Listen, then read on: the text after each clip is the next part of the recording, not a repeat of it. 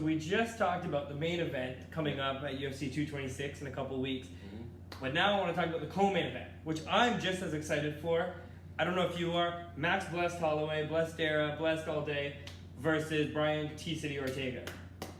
Man, that fight's exciting. Yeah. A lot of times we get a co-main event, okay, and it's clear what the main event is. Yes. And what the second fight on the card should be. In this one, I think they actually could have went either way. Either gosh I wouldn't go that far, but either gosh darn way. We got Max Holloway, okay?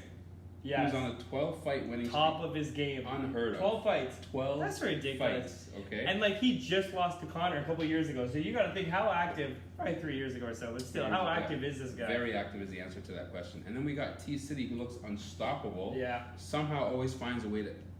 Ultimate overachiever I've ever seen. Ultimate overachiever. Yeah. And so that matchup is a very exciting one.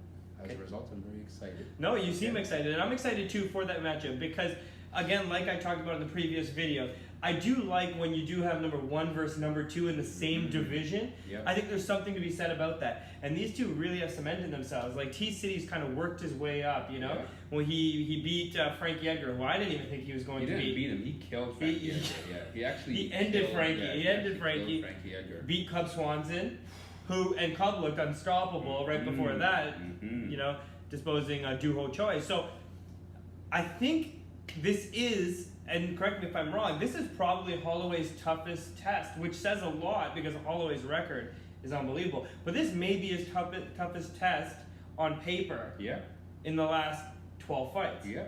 I think you have to say that just based on how impressive Ortega's look and how Ortega basically is a wizard apparently on the ground. We know if it touches the ground, it might be over, right? So for that reason alone, there's a lot of ways that Holloway could lose this fight. Right. And he's got a great chin. Ortega's got a great chin. Yeah. Fantastic boxing. Holloway's a little sloppy at times, or he likes those wars. Yeah. And he's always come out on top, even when he dropped his hands against Ricardo Lamas and they just started swinging at the end. He can get away with that stuff, but I don't know if you can get away with that with T-City. This boy is well coached. Whatever the coaches say, this guy is executing to a T. Yes. To a T-City, you could say. Well, we could say that. Even when he's down in the cards, which he was down in the cards against Moicano and Clay Guida, he still came back and found a way to win those fights. Mentally unfazed, man. Yeah. Okay, well, that being said, the white belts want to know.